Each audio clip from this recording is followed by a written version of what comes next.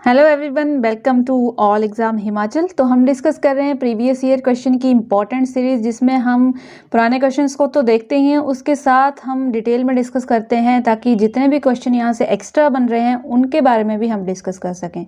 तो अगर आप नए हैं हमारे चैनल पर तो चैनल को ज़रूर सब्सक्राइब कीजिएगा ताकि आने वाले एग्जामिनेशन में आपको हेल्प हो सके। तो आज का जो हमारा फर्स्ट क्वेश्चन है ये है टोटल रेवोल्यूशन जो है इसका आह्वान जो है किसने किया था। तो टोटल रेवोल्यूशन का आह्वान किया था जयप्रकाश नारायण जी द्वारा।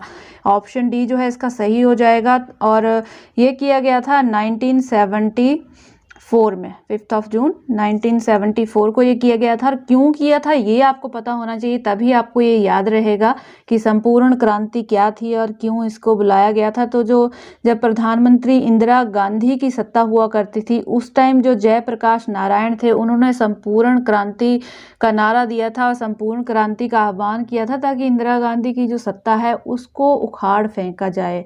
तो ये मेन रीज़न था इसको शुरू करने का। नेक्स्ट है भारतीय संविधान के मौलिक अधिकार किस भाग में अंकित किए गए हैं।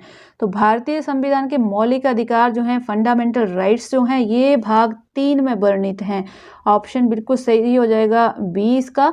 और इम्पॉर्टेंट है, बार बार जो है ये पूछे जाते हैं फंडामेंटल राइट्स जो हैं, इनसे क्वेश्चन बनता है। और टोटल कितने हैं तो ये आपको पता होना चाहिए। पहले ये 7 हुआ करते थे लेकिन अब ये रह चुके हैं 6। तो जो मौलिक अधिकार हैं हमारे वो टोटल रह चुके हैं 6, क्योंकि संपत्ति का अधिकार जो है उसको 1978 में जो है वो कानूनी अधिकार बना दिया गया है। जब 44th अमेंडमेंट हुई थी तो आपको ये पता होना चाहिए संपत्ति का अधिकार है। इससे अलग से क्वेश्चन बनता है कि वो कौन सा अधिकार है, तो वो कानूनी अधिकार है। और 44th जो संविधान संशोधन हुआ था 1978 में, उसके बाद से ये कानूनी अधिकार बन गया था। उससे पहले ये एक मौलिक अधिकार ही हुआ करता था। और कहाँ से कहाँ तक हैं ये तो आर्टिकल 12 से लेकर 35 तक ये जो है पूरे अधिकार यहाँ पर दिए गए हैं। ये क्वेश्चन भी एग्जाम में बनता है।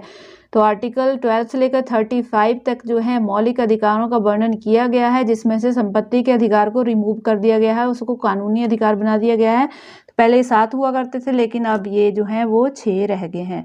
नेक्स्ट एक क्वेश्चन भी इंपॉर्टेंट है, ओजोन लेयर जो है वो किस में पाई जाती है। तो ओजोन लेयर जो है समताप मंडल में पाई जाती है।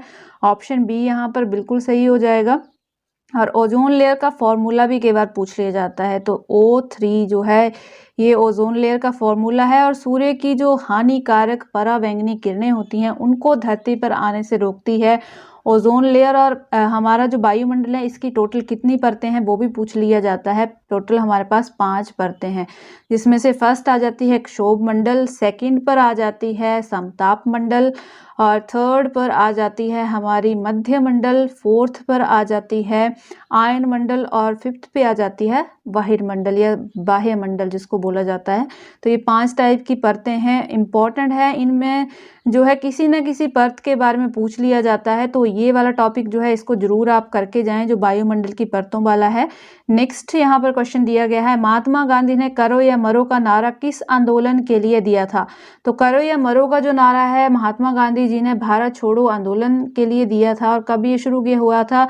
भारत छोड़ो आंदोलन को जो है अगस्त आंदोलन के नाम से भी जाना जाता है, इम्पॉर्टेंट है। और 9 अगस्त को ये शुरू हुआ था 1942 को। तो यहाँ से इतना आपको पता होना चाहिए। नेक्स्ट है बाइसन क्या है। तो बाइसन जो है ये अमेरिकी जो बुफेलो है उसका नाम है, इम्पॉर्टेंट है।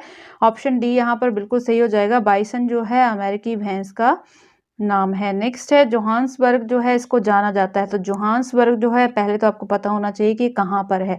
ये साउथ अफ्रीका में है और इसको गोल्ड कैपिटल ऑफ वर्ल्ड के नाम से जाना जाता है। ऑप्शन ए जो है बिल्कुल यहाँ पर सही है, क्योंकि क्या है, एक तो ये जो दक्षिण अफ्रीका है, साउथ अफ्रीका है, वहाँ का सबसे बड़ा शहर है। ये सबसे बड़ा शहर है जोहान्सबर्ग जो है दक्षिण अफ्रीका का। और इस शहर को जो है हीरे और सोने की खदानों के लिए जाना जाता है। हीरे और सोने की खदानों के लिए बहुत ज़्यादा फेमस है, ये प्रसिद्ध है, इसलिए इसको गोल्ड कैपिटल ऑफ वर्ल्ड के नाम से जो है वो जाना जाता है। इंपॉर्टेंट है, क्वेश्चन है, कई बार आ चुका है। नेक्स्ट है पश्चिम बंगाल का शोक किसे कहा जाता है। तो मैक्सिमम को पता होगा पश्चिम बंगाल का शोक जो है दामोदर नदी को कहा जाता है। और कोसी नदी जो है इसको बिहार बिहार का शोक कहा जाता है, ये भी आपको पता होना चाहिए। बिहार का शोक जो कोसी को कहा जाता है और दामोदर जो है इसको कहा जाता है बंगाल का शोक। और हिमाचल प्रदेश का शोक किसे कहा जाता है, तो स्वान नदी जो है जो ऊना डिस्ट्रिक्ट में बहती है उसे हिमाचल प्रदेश के शोक कहा जाता है नदियों में। तो ये आपको इम्पोर्टेंट है, हिमाचल का क्वेश्चन भी पता होना चाहिए। मिट्टी की कौन सी किस्म जो है भारत के अधिकतर हिस्सों में पाई जाती है, तो जलोढ़ मिट्टी जो है सबसे ज़्यादा पाई जाती है भारत में, पता होना चाहिए। ऑप्शन डी जो है बिल्कुल सही है। यहाँ पर कितने परसेंट भाग पर पाई जाती है, लगभग 43% भाग पर जो है ये एल्यूवियल सॉइल जो है पाई जाती है। कहीं कहीं 40% लिखा हुआ भी आपको मिलेगा, लगभग 43% भाग पर ये पाई जाती है। सेकंड नंबर पर आती है लाल मिट्टी जो लगभग 18% पाई जाती है।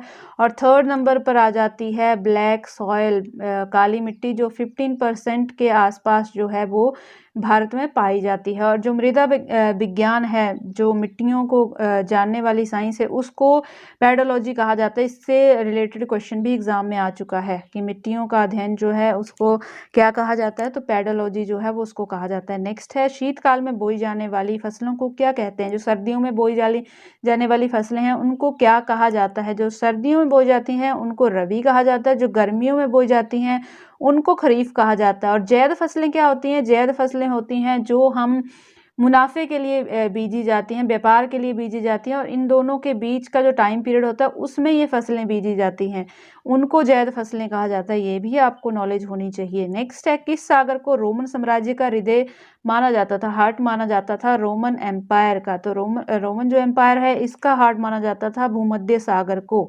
ऑप्शन सी जो है बिल्कुल सही हो जाएगा। क्यों माना जाता था, क्योंकि ये यहाँ से जो है अधिकतर व्यापार किया जाता था, तो इसीलिए इसको जो है हार्ट कहा जाता था रोमन एम्पायर का, क्योंकि सारा बिजनेस जो है वो भूमध्य सागर से ही किया जाता था। नेक्स्ट है, कोलंबस नामक प्रसिद्ध खोजी व नाविक किस देश का था, तो Columbus the famous explorer and navigator के बारे में पूछा गया है, तो ये इटली का था। ऑप्शन सी सही हो जाएगा। और 1492 डेट याद रखेंगे, 1492 में क्या हुआ था, ये भारत की खोज पर निकला था, लेकिन गलती से क्या किया था इसने, अमेरिका के कुछ जो टापू थे वहाँ इसने खोज लिए थे और उनको इसने जो था भारत मानकर इंडीज़ नाम दे दिया था। तो ये इसके बारे में इम्पोर्टेंट है। गलती से ये निकला तो ये भारत की यात्रा पर था, पर गलती से ये अमेरिका पहुंच गया था और अमेरिका का जो हिस्सा इसने खोजा था उसको इसने इंडिया मानकर इंडीज़ का नाम दिया था। तो ये आपको पता होना चाहिए। नेक्स्ट है, धौलावीरा कहाँ पर स्थित है, तो धौलावीरा जो है गुजरात में स्थित है, इम्पोर्टेंट है गुजरात में। ऑप्शन सी यहाँ पर सही हो जाएगा। और इसकी खोज किसने की थी, तो 1968 में जगपति जोशी द्वारा इसकी खोज की गई थी धौलावीरा की। और भारत में जो है राखी गढ़ी सबसे बड़ी साइट है, जो हड़प्पा सभ्यता है उसकी, ये भी क्वेश्चन आता है एग्जाम में। राखी गढ़ी जो है सबसे बड़ी साइट है हड़प्पा सभ्यता की। और ये जो है जिसकी बात अभी हम कर रहे हैं धौलावीरा, ये 5th जो है इंडिया की सबसे बड़ी साइट है। और इसको जो है भारत का 40th जो है यूनेस्को द्वारा विश्व धरोहर स्थल साइट भी घोषित किया गया है। 40वीं विश्व जो धरोहर स्थल है इस साइट को घोषित किया गया है यूनेस्को द्वारा। इम्पोर्टेंट फैक्ट है, ये आपको पता होना चाहिए, हाल ही में से किया गया है, तो ये क्वेश्चन इम्पोर्टेंट हो जाता है। नेक्स्ट है, चतुर्थ बौद्ध महासभा का आयोजन कहाँ किया गया था, तो चौथी जो बौद्ध संगति हुई थी उसका आयोजन किया गया था कश्मीर, या इसको कुंडल वन भी कहा जाता है, तो यहाँ पर किया गया था।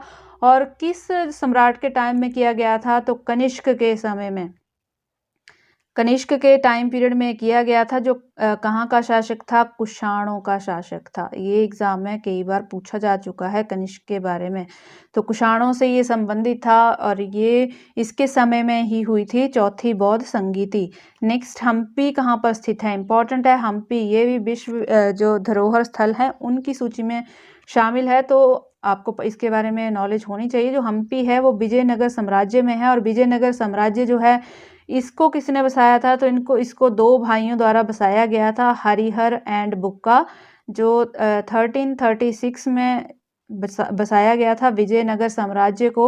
और ये जो हम्पी है ये कहाँ पर है, तो ये तुंगभद्रा नदी के तट पर है हम्पी नगर, जिसको यूनेस्को के विश्व के विरासत स्थलों में जो है शामिल किया गया है हम्पी को। तो इम्पॉर्टेंट है, इसको याद रखेंगे। और नेक्स्ट क्वेश्चन भी इम्पॉर्टेंट है, चैतन्य महाप्रभु कहाँ के रहने वाले थे। चैतन्य महाप्रभु जो थे बंगाल के रहने वाले थे। ऑप्शन बिल्कुल सही हो जाएगा ए। तो इनका जन्म जो था पश्चिम बंगाल में हुआ था 1486 में। पश्चिम बंगाल में ये पैदा हुए थे 1486 में। और वैष्णव धर्म के भक्ति योग से ये संबंधित थे। वैष्णव धर्म के भक्ति योग से ये संबंधित है। नेक्स्ट है, हड़प्पा सभ्यता के किस स्थल पर घोड़े के अवशेष मिले हैं।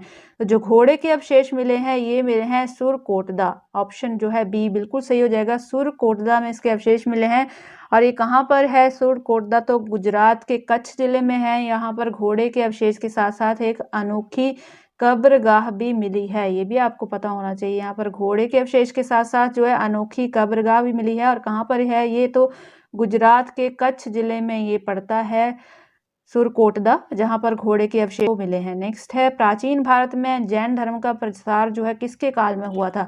तो जैन धर्म का प्रसार जो सबसे ज़्यादा हुआ था चंद्रगुप्त मौर्य के टाइम में हुआ था, जिन्होंने मौर्य साम्राज्य की नींव रखी थी। इम्पॉर्टेंट है। और इन्होंने और क्या किया था, ये जब इनके जीवन का लास्ट का टाइम था तो ये एक बौद्ध भिक्षु बन गए थे, जैन मुनि बन गए थे। और जो बौद्ध भिक्षु होते थे भद्रबाहु के साथ ये जो थे श्रवण बेलगोला चले गए थे। और वहीं पर उपवास के दौरान जो थी इन्होंने शरीर को त्याग दिया था, मृत्यु हो गई थी। और जिस पहाड़ पर ये रहते थे उसको चंद्रगिरी के नाम से जाना जाता है और वहाँ पर इनका एक मंदिर भी है। तो ये आपको पता होना चाहिए, एग्जाम में पूछा हुआ क्वेश्चन है कि जिस पर्वत पर इन्होंने अपने शरीर का त्याग किया था उसको क्या कहा जाता है। तो चंद्रगिरी के नाम से उसको जाना जाता है। और श्रवण बेलगोला में है। और किसके साथ ये गए थे, तो भद्रबाहु जो बौद्ध भिक्षु थे उनके साथ ये चले गए थे। तो ये इंपॉर्टेंट क्वेश्चन थे जो एग्जाम में आए हुए हैं और पूछे भी जाते हैं लगातार। तो वीडियो को लाइक और शेयर जरूर कीजिएगा और साथ में चैनल को जरूर सब्सक्राइब कीजिएगा ताकि इसी तरह के वीडियो जो है वो आपको मिलते रहें। मिलेंगे नेक्स्ट वीडियो में। Thanks for watching.